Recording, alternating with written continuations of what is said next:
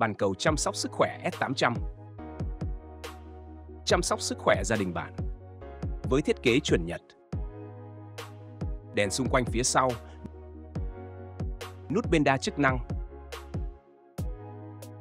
nắp lật cảm biến radar tự động, ghế sưởi nhiệt độ không đổi, bình chứa chất lỏng dạng bọt tích hợp, tiện lợi và vệ sinh,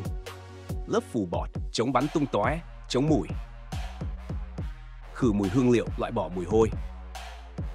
lọc nước sạch tích hợp, nước sạch vệ sinh,